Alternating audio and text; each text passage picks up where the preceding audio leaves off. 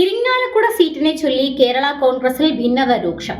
Thomas ഉണ്ണിയാടന് Irinjalakuda നഷ്ടപ്പെട്ടേക്കും.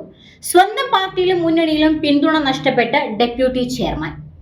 ഘടകകക്ഷികളുടെ സീറ്റുകൾ പിടിച്ചെടുക്കാനുള്ള കോൺഗ്രസിന്റെ നീക്കങ്ങൾ സജീവമായി തുടരുന്നതിനിടയിൽ UDF ക്യാമ്പിൽ ഇരിങ്ങാലക്കുട സീറ്റിനെ ചൊല്ലിയുള്ള അവകാശ തർക്കം രൂക്ഷമാകുന്നു. കോൺഗ്രസിലെ ഒരു വിഭാഗം തോമസ് ഉണ്ണിയാടന്റെ സ്ഥാനാർത്ഥിത്വത്തിനെതിരെ പരസ്യമായി രംഗത്തു വന്നതിനു പിന്നാലെ ഇപ്പോൾ സ്വന്തം പാർട്ടിയിലും അദ്ദേഹം ഒറ്റപ്പെട്ടിരിക്കുകയാണ്. ഇരിങ്ങാലക്കുടയ്ക്ക് പകരം വടക്കാഞ്ചേരി സീറ്റ് വേണമെന്നും അവിടെ ജില്ലാ പ്രസിഡന്റ് CV കുര്യാക്കോസിനെ സ്ഥാനാർത്ഥിയാക്കണമെന്നുമാണ് കേരള കോൺഗ്രസ് ജോസഫ് വിഭാഗത്തിന്റെ ജില്ലാ കമ്മിറ്റി സംസ്ഥാന നേതൃത്വത്തോട് ആവശ്യപ്പെട്ടിരിക്കുന്നത്.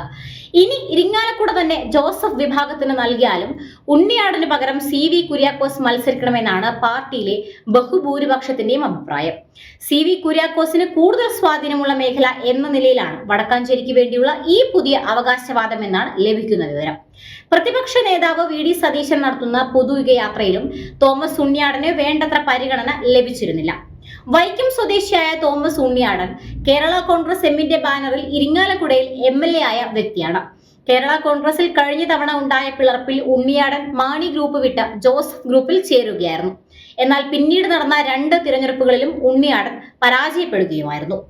തോമസ് ഉണ്ണിയാടൻ മാത്രമല്ല, കേരള കോൺഗ്രസ് എമ്മിൽ നിന്ന് ജോസഫ് ഭാഗത്തേക്ക് കൂറുമാറിയ എല്ലാ സ്ഥാനാർത്ഥികളും പരാജയപ്പെടുകയും ഇപ്പോൾ അവരെല്ലാവരും ജോസഫ് ഗ്രൂപ്പിൽ നേരിടുന്നത് കടുത്ത അവഗണനയുമാണെന്നുമുള്ള റിപ്പോർട്ടുകളാണ് പുറത്തുവരുന്നത്. ഇതിൽ പലരും മാണി വിഭാഗത്തിലേക്ക് തിരിച്ചു പോകുന്നതിനായുള്ള ചർച്ചകൾ പാർട്ടി ചെയർമാൻ ജോസ് കെ മാണിയുമായി നടത്തുന്നുണ്ട് എന്ന വാർത്തകളും പുറത്തു വരുന്നുണ്ട്. അടുത്ത നിയമസഭാ തെരഞ്ഞെടുപ്പിന് മുൻപ് പല നേതാക്കളും മാതൃസംഘടനയിലേക്ക് മടങ്ങിയെത്തുമെന്നാണ് ലഭിക്കുന്ന വിവരം. എന്തായാലും കോൺഗ്രസിന്റെ നിർദ്ദേശം അനുസരിച്ച് സീറ്റ് വെച്ചുമാറാൻ UDF തീരുമാനിച്ചാൽ പതിറ്റാണ്ടുകൾക്ക് ശേഷം ഇരിങ്ങാലക്കുടയിൽ വീണ്ടും ഒരു കോൺഗ്രസ് സ്ഥാനാർത്ഥി മത്സരിക്കാനുള്ള സാഹചര്യമാണ് ഉരുത്തിരിഞ്ഞു വരുന്നത്. കഴിഞ്ഞ 10 വർഷമായി LDFന്റെ കയ്യിലിരിക്കുന്ന സീറ്റ് കോൺഗ്രസ് വഴി തിരിച്ചു പിടിക്കുമോ അതോ LDF അവരുടെ കയ്യിലുള്ള സീറ്റ് ഭദ്രമാക്കി നിലനിർത്തുമോ എന്നറിയാനുള്ള ആകാംക്ഷയിലാണ് രാഷ്ട്രീയ കേരളം.